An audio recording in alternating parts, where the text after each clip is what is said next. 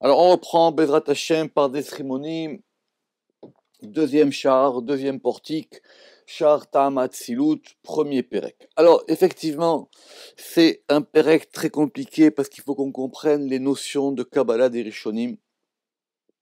Et c'est assez complexe parce qu'on va jouer maintenant sur comprendre la vie de Rabbi Yehuda Chayat et savoir comment est-ce que Rabbi Yehuda Chayat il avait posé des objections à Rabbi Azriel et comment est-ce que le Ramak va essayer d'expliquer tout ça. Mais n'oubliez pas que le but c'est la question de Ta'am Hatzilut. D'où est-ce que vient ce chiffre des 10 Sphirot? Et en même temps, comprendre c'est quoi la Hatzilut. Donc, le Ramak avait commencé à critiquer les objections de Rabbi Yehuda Chayat sur l'opinion de Rabbi Azriel, qui lui pensait qu'on pouvait considérer la Tzilut comme étant un point, et ce point avait trois kotarim, qui étaient la longueur, la largeur et la profondeur, et effectivement, ça posait un problème. Alors, et donc effectivement, la question c'était de se dire, mais après tout, comment est-ce qu'on pourrait attribuer à la Hatzilut des éléments liés au corps et à la matière?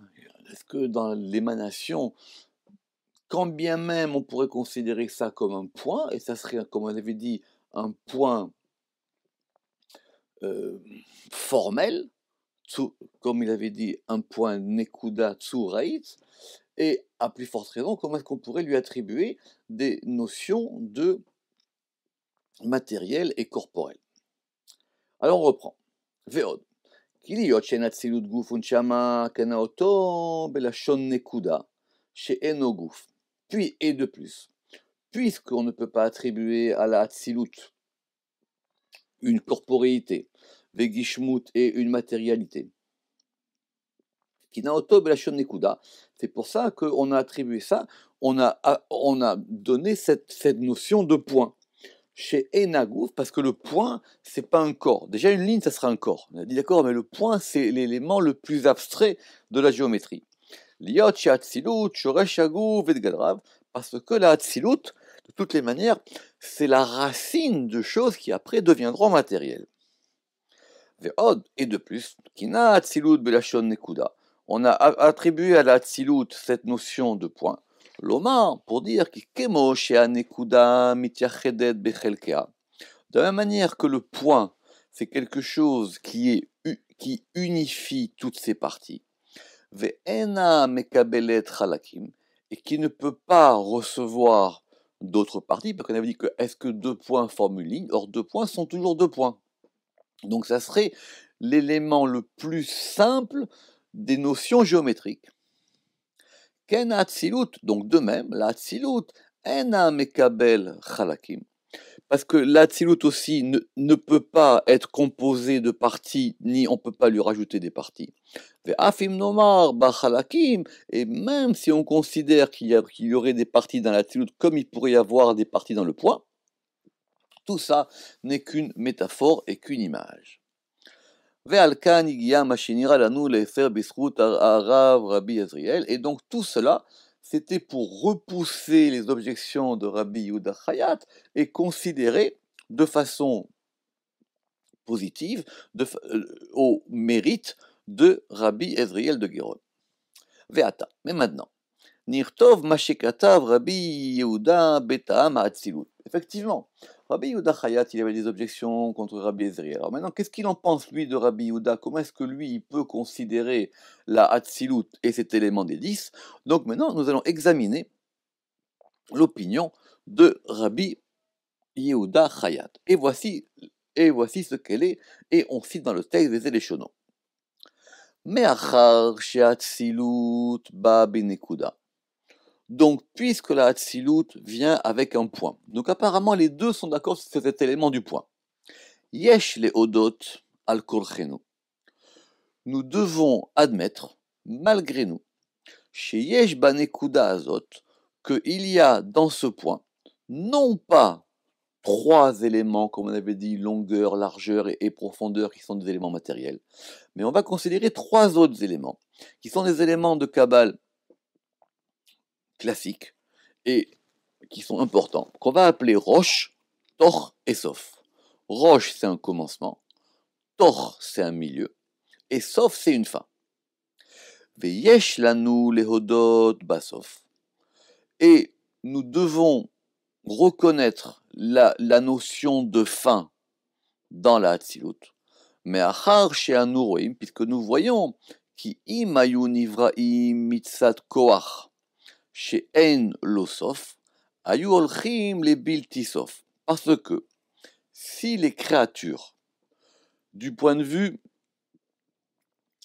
en puissance, si les créatures en puissance n'auraient pas de fin, ayu olchim le bilti sof, elles iraient de façon infinie. Ve'ayu le'olam kaimim, et elle serait quelque part éternelle. Velo aitazot akavana, et cela n'est pas l'intention. Le monde n'est pas éternel, les créatures ne sont pas éternelles. Donc on doit bien considérer la notion de fin dans les créatures, même en puissance. Ou me'achar sheyesh la sof, et donc puisque maintenant, donc ce point, on va considérer qu'il a une fin. Imken yesh la roche. Et donc s'il a une fin, il a un commencement. Qui en sof bli roche, parce qu'il ne peut pas y avoir de fin sans commencement. Ve en roche bli sof, et il n'y a pas de commencement s'il n'y a pas de fin. Effectivement, dès qu'on considère un commencement, il y a forcément une fin. Ve shamer lecha melarshov beomre roche torsof. Et si maintenant, quand je t'ai parlé de qu'on pouvait attribuer à ce point de la Hatzilut les notions de roche, de commencement, de tor, de milieu et de sof, Yot akavana roche torsof kamut chalila. Évidemment, il ne s'agit pas de penser que ces notions de commencement, de milieu et de fin sont des commencements de qualité, enfin de quantité, de kamut, de quantité, c'est-à-dire on ne va pas attribuer à la Hatzilut un commencement, un milieu, une fin. Et là, binyan koach, c'est simplement de façon potentielle, c'est simplement en puissance. Qui yesh evdel ben aïla ve'alul. Parce qu'il y a une différence entre la cause et le causé. C'est-à-dire, pour qu'effectivement, dans le causé, dans les créatures, c'est-à-dire les choses qui vont être émanées de l'émanation, on aura à la fin des créatures qui seront munies d'un commencement, du début et d'une fin. C'est le principe même de la matérialité. Mais cela ne veut pas dire pour autant que dans leur cause, c'est-à-dire l'émanation elle-même, on puisse attribuer ces trois éléments-là. Donc ces éléments-là, ils sont en puissance dans l'émanation. ומפני שכל הגימל כצוות הנזכרים בנקודה כלול מן גימל, et puisqu'effectivement que ces trois extrémités qu'on vient de mentionner dans le point, c'est-à-dire Roche et Tor et Sof, Kekalul Mina Gimel, et c'est aussi composé de trois. Pourquoi Ki Barosh Yesh Sof Vetor, parce qu'on va considérer que dans le Roche, dans le commencement, il y a à la fois une fin et un milieu. Vechen Betor, et de même, dans le milieu, il y a un commencement, un milieu et une fin. Vechen Basof, et de même dans la fin. Et dans la fin, on considérera le début de la fin de la fin et le milieu de la fin. Nimsa sheolim tesha. Et donc du coup, ça fait 3 fois 3, 9. Ou keshenikane gimel al gimel.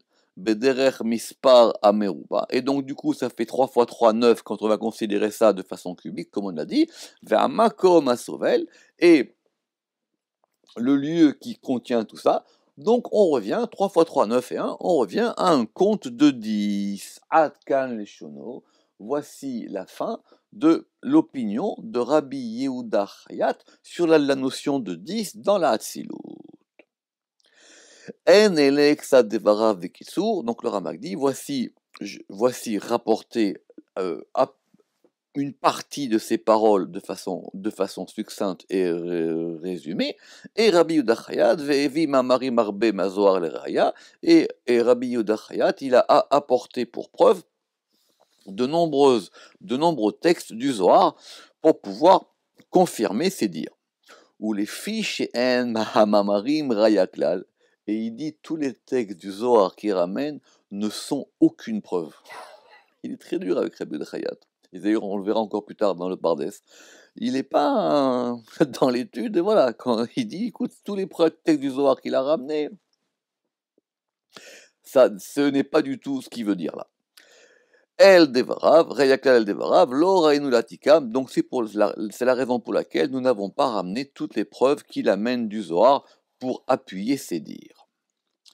Uma Sheraoui Lakshot, Im le Devarav, Im le Divrei Rabbi Israël, alav shalom. Alors maintenant, nous allons poser des objections à la fois à l'avis de Rabbi Yehuda Chayat comme un énoncé, et à la fois à l'avis de Rabbi Azriel qu'on avait vu au début. Je résume, c'est très complexe, mais c'est de la Kabbale antique, je répète, et il faut qu'on comprenne les bases, parce que si on n'a pas les bases, après on ne comprendra rien. Donc, on va résumer. On a deux avis. D'après Rabbi Azriel de Géron, la Hatzilut, c'est un point. Ce point, il a trois kotrim, il a trois côtés, comme dit le Bach. Il a longueur, largeur, profondeur. 3 fois 3 au cube, ça fait 9, plus le makom, plus le lieu qui contient tout ça, ça fait 10. La vie de Rabbi Yehuda Chayat, c'est qu'on ne peut pas considérer des éléments matériels. Alors on va considérer des éléments qui sont liés à des choses qui viendront plus tard et qu'on va appeler Rosh, Tor et Sof. Le début, le commencement, le début, la fin et le milieu. Qu'est-ce qu'on a gagné? Et effectivement, Roche, Tor, Sof, ces trois éléments, 3 fois 3, 9 et un 10, ça effectivement le raisonnement est le même pour qu'on arrive à 10 à chaque fois, c'est un 3 au cube. Maintenant, est-ce que, je pose la question, est-ce que quand on a dit Roche, Tor, Sof, on a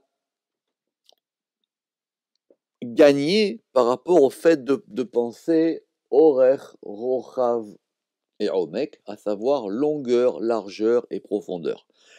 A priori, oui, on serait tenté de le dire, parce que la notion de commencement, de fin et de milieu, elle est quand même beaucoup moins matérielle que la notion de longueur, largeur et profondeur.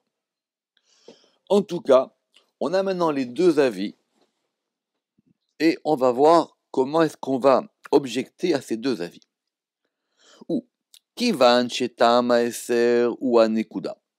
En tout cas, ce qui est clair, c'est que le motif de 10, à chaque fois, on revient au point.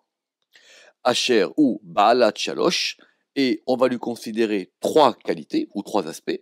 Vekol Echad Kalul Migimel, et chacun est composé de trois, ce qui fera 3 fois 9 et un 10. Imken, Afanu Nomar, donc nous dirons aussi, qui Kol Chelek Mea Gimel, Asher Bekol Echad Mea Shlosha Chalakim, donc nous dirons que chaque élément de ces trois, qui contient lui un des trois parties, il sera lui aussi composé de trois. Veyale les entachlit mishalosh al shalosh. Et donc du coup, ça sera sans fin. Qu'on pourra toujours aller de 3 en 3. On pourra toujours considérer la longueur de la largeur de l'épaisseur, etc. Ve'im eno nirse lechlalam be'inyanazeh. Et si on ne veut pas avoir ce principe de totalisation, imken aklalut arishon, chez Anu Osin. Alors si c'est comme ça, la première totalisation, le premier compte, on va dire, la première totalisation, que on va dire chez Anu Osin mi gimel tesha, que nous faisons de 3 à 9, mais ekatitenlan, d'où est-ce qu'elle provient? Effectivement, si c'est comme ça, alors on pourra toujours considérer 3 et 3 et 3 et 3 et 3 et 3, alors pourquoi 10? Et il ne pourra pas 100 et 1000, c'est ce qu'il dira. Vezevadai docha gadol. Et il dit ça, c'est effectivement une grande objection. Ad, chez mitorze, jusqu'à ce que du sein de cette objection, yesheratsu learkiv betzbarot yachad. Certains, ici pas qui, donc ce sont apparemment d'autres kabbalistes espagnols, certains ont voulu composer les deux avis ensemble, Ve'ama, et on dit, chez Kol nekuda yeshla omek ve'orech ve'rochav.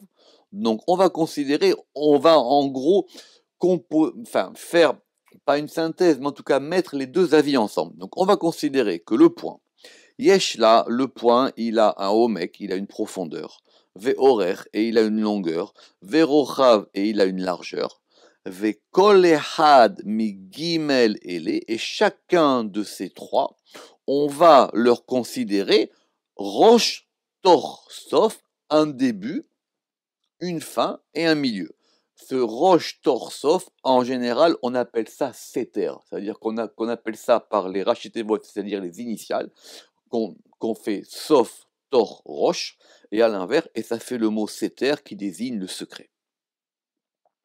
Are Tesha, et donc ça fait 9, Ve'amakol Asovel, Are Yud, et l'endroit qui comprend tout ça, ça fait 10. Autrement dit, on va considérer maintenant les deux. On va considérer que le point, il a au départ une longueur, une largeur et une profondeur. Et cette largeur, cette longueur et cette profondeur, on va les diviser non pas encore une fois en longueur, largeur et profondeur, mais maintenant, on va les diviser en début, fin et milieu, ce qui éviterait la duplication à l'infini. D'accord? Ou beyadi leasig al baale shalosh zvarot haele. Et maintenant, moi, je vais poser des objections sur ces trois opinions. Quelles sont les trois opinions? C'est très simple. Première opinion, on a dit c'était longueur, largeur, profondeur.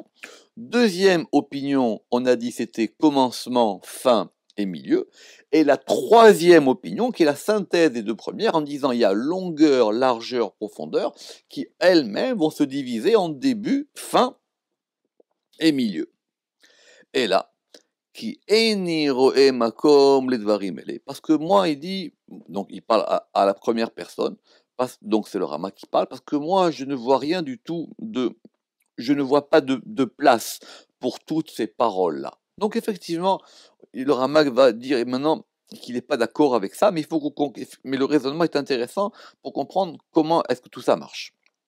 Chez Nimsa, chez Nimsaou, et Yot agufim ve'agvul, echrach le metziut atzilut. Puisque maintenant la notion de corporéité et la notion de limite sont une nécessité pour l'existence de l'émanation, c'est-à-dire que de toutes les manières, quand on a mis ça, c'est-à-dire quoi? Ça veut dire quand on a considéré, qu'on considère que ce soit, je répète, roche, torsof, ou qu'on considère que ce soit horaire, rochav, veomek, de toutes les manières, on attribue à la Hatzilut des éléments corporels. Veze davar bilti mitkabel, et c'est quelque chose qui n'est pas acceptable. Chez Nehemar. Pourquoi? כי מפני שאלו הם גדרים מוכרחים, הוכרענו הספירות להיות מדעתן כך. Alors quoi? Parce qu'effectivement, ces notions de limite, elles sont nécessaires, c'est-à-dire elles seront nécessaires dans les créatures plus tard. Alors c'est pour ça qu'on serait obligé de les attribuer aux sphirotes. Parce que les sphirotes, Pa'alou ve'olidu ha'olam ve'anivraim kulam, parce que les sphirotes, ce sont elles qui vont agir et qui vont engendrer le monde et les créatures. Ve'are. Alors quoi? C'est simplement parce que plus tard on aura un monde matériel avec la notion de corporéité et la notion de limite, alors on est obligé plus ou moins de l'attribuer aux sphirotes de Hatzilut. Il dit mais ce raisonnement ne tient pas. Ve'are. Imayu asphirot yudvav. Alors quoi? S'il y avait maintenant 16 séphirotes, efshar sheyiye bemetziut agdarim yudvav, alors quoi? On dirait aussi qu'il y aurait donc forcément une notion de 16. Et qu'on considérait que ça serait 4 sur 4. Oui. En fin de compte, il dit que c'est un raisonnement à l'envers, quoi. C'est parce qu'on veut, tout ça, c'est parce qu'on veut arriver à 10. Donc, comme on veut arriver à 10, alors on essaie de trouver dans la Hatzilut un élément de 10 qui soit 3 fois 3, 1, 3 fois 3, 9 et un 10. Mais c'est pas ça. La notion de 10, elle est pas... Il faut qu'on la comprenne pour elle-même. ומי ראה להכריח המצאת צורת האב מפני מציאות צורת הבן? Objection très dure. Il dit comment? Alors, c'est parce que... Alors, Umi ra'a le achriach amsa'at surat av. Alors, qui a voulu donner la nécessité de la réalité de la forme du Père à cause de la réalité du Fils? C'est-à-dire, Vechi itmar, c'est comme si tu disais, Uchrach shereuven yiulo yadaim, kede shiyu levno yadaim. Donc il est nécessaire que Réhouven, c'est un nom, il ait des mains pour que son fils ait des mains. Autrement dit, c'est parce que son fils a des mains, alors qu'on est obligé de penser que le père aussi il avait des mains. Oh, Gamken, les Réhouven Gimel Yadaim. Et donc on va dire aussi que Réhouven, il a 3 mains, Kede Sheyu Livno, pour que son fils aussi, il ait 3 mains. Ve'er Nachriach. Alors donc du coup, ça veut dire que nous allons rendre nécessaires les qualités de... Nous allons rendre nécessaires les qualités de la cause à cause des qualités de l'effet. Er nachriach tsurat asiba mipne tsurat amesovev. C'est-à-dire comment est-ce que nous allons rendre nécessaire la forme de la cause à cause de la forme de l'effet. Qu'il est fi à émettre. Vous comprenez le raisonnement? Ça veut dire quoi? C'est parce que finalement, comme on veut qu'il y ait 10 à la fin, comme on veut qu'à la fin il y ait de la limite et de la corporéité, alors on va donc obliger nécessairement de considérer qu'il y avait aussi qu'il y a aussi dans la cause qui est la Hatzilut, aussi ces éléments-là. Mais ça n'a aucun rapport, parce qu'il y a bien une différence qualitative entre la cause et l'effet. Qu'il est fi à émettre, à Siba ou à Ikar, parce que d'après la vérité, normalement, la cause, elle est essentielle. Vea mesovav, tafel elea.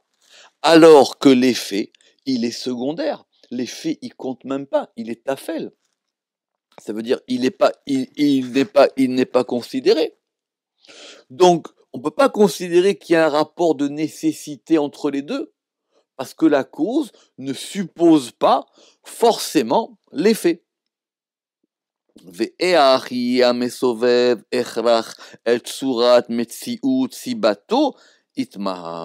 Et donc maintenant, comment est-ce qu'il est possible que que la cause soit nécessaire à la forme de la réalité de sa cause? Sur ça, effectivement, c'est très étonnant. Donc déjà, premièrement, il y a un problème de fond dans ce raisonnement. C'est intéressant parce que du coup, ça veut dire que ça remet en cause l'application du raisonnement, on va dire philosophique ou rhétorique classique à la Kabbale. On ne peut pas raisonner en Kabbale avec des notions de logique philosophique. C'est ça qu'il veut dire. On va voir pourquoi. Parce qu'après, les preuves du Zohar, elles seront beaucoup plus claires par rapport à ça.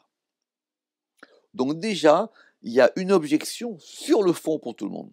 C'est qu'ils ont confondu la cause et l'effet. Ve'od, et de plus. Les divrei Rabbi Yehuda she'amar she'anekuda yesh ba seter. Et donc maintenant, d'après l'avis de Rabbi Yehuda qui lui a considéré que dans le point, on considérait 3 éléments qui étaient roche, torsov, qu'on appelle seter, c'est-à-dire le milieu, la fin et le commencement. Et on considère que chaque élément de milieu, de fin et de début, on va les subdiviser en milieu, fin et début. Gamze et a fait. Il dit, mais même ça marche pas. Chez Are, Tor, Ifshar, Bosof. Donc on va considérer maintenant la fin du milieu et le début du milieu. Chez Imi Boso Verosh Loyetor. Alors si maintenant tu me dis que le milieu, il a un commencement et il a une fin, donc c'est pas un milieu. Ou Ma chez Utor, Loyizdagbo Soverosh. Et ce qui est milieu, on ne peut pas lui attribuer la notion de commencement et de fin. qui rosho ou arosh arishon. Parce que le commencement du milieu, ça renvoie au premier commencement. Vesopho et la fin du milieu, ça renvoie à la fin ultime. Qui sauf verosh, eno sauf verosh. Kamouti. Parce que la notion de fin et de milieu, ce n'est pas une notion de quantité. Et là, afisa takowa rotrilato, c'est simplement le fait que soit c'est le début de la force, soit c'est la fin de la force.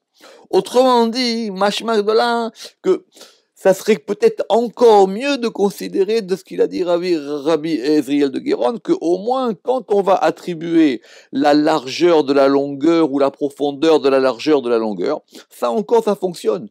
Mais attribuer la fin du commencement du milieu, il dit ça n'a plus de sens. Donc tu m'as remplacé des éléments corporels par des éléments, on va dire, logiques, mais ces éléments logiques, ils se contredisent en eux-mêmes.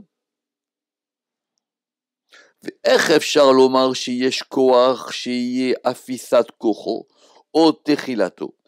comment est-ce qu'on peut considérer qu'il y a une force dont il y aurait la fin de sa force, c'est-à-dire la diminution de sa force, ou le fait que sa force devienne zéro, c'est-à-dire ce qu'on va appeler la fin, au trilato ou son commencement, imlo afisato acharona au trilato. Et ça, c'est forcément le début absolu et la fin absolue. Autrement dit, on ne pourrait pas considérer une fin intermédiaire ni un début intermédiaire. Si on dit le début, c'est le début. Si on dit la fin, c'est la fin. Donc attribuer maintenant de dire que tout se divise en trois, de considérer maintenant que le milieu, il y aurait forcément un début du milieu et une fin du milieu, donc on aurait introduit une notion de relativité. Donc on a voulu sortir d'un élément relatif qui était lié à la corporéité, et on en a retrouvé encore un autre. Au trilato reshona, deainu, rosho vetopo beatzmo. Et c'est-à-dire maintenant le début et la fin en eux-mêmes. Veod. Et de plus. Achar she'en akavana berosh vasof. Et de plus, puisque maintenant, quand on a parlé de début et de fin, de roche et de sof, qu'est-ce qu'on vise? Et là, be'inyan afisa takoach otrilato, kemo shenidber. C'est-à-dire simplement le fait qu'il y ait une diminution de la force, et ça s'appelle la fin, ou il y a un commencement de la force, et ça s'appelle le début. Imken. Et donc, puisque maintenant on considère que la fin c'est la diminution de la force, comment est-ce que dans cette diminution de la force qui est la fin, on va pouvoir lui attribuer aussi un commencement, c'est-à-dire le commencement de la fin et le milieu de la fin. Chez Aré, non, elle a FS, parce que de toutes les manières, la fin c'est qu'il n'y a plus rien. Donc c'est quoi le début du plus rien? Et c'est quoi le milieu du plus rien? Qui est fait sa koar. Et la FS qui est fait sa koar, NBFS atrala vetor. Et donc dans la fin de la force, on ne pourra considérer ni commencement ni milieu. Im she'efshar liyashev ksat mize bedochag. Il dit, bon, on pourrait peut-être effectivement répondre à cette objection en disant qu'il y ait une fin, il y ait un début de la fin. Mais il dit, ça serait quand même dochak, ça serait quand même quelque chose de poussé et de pas évident.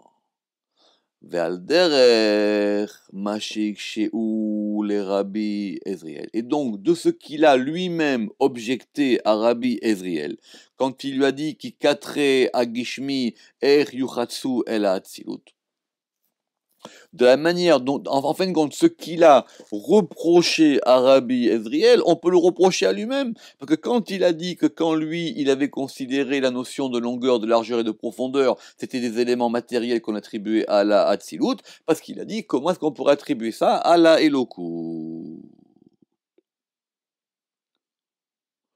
ולדידנמי מיניך החפיסת כוח ותחילת כוח יפעול באצילות כי אלוקות לא יוצדק בו חיסרון כוח חס ושלום. Et dit et en plus, comment est-ce qu'on va pouvoir attribuer à la Hatzilut la notion de fin? et même la notion de commencement. Comment est-ce que des notions comme ça peuvent s'appliquer à la Hassilut? Parce que dans la divinité, on ne peut pas considérer maintenant que le fait qu'il y a un manque, parce que la fin c'est un manque, et le début c'est comme ça, Chave Shalom, qui ou Shalem Tachlit al Shlemut, parce que ça, c'est parfait de la perfection ultime. Et donc nous allons répondre à ces objections avec deux éléments. On va reprenez votre temps, réécoutez ce cours doucement. Je sais que c'est très complexe, mais je répète, c'est les bases, et si on n'a pas les bases, on ne peut pas avancer.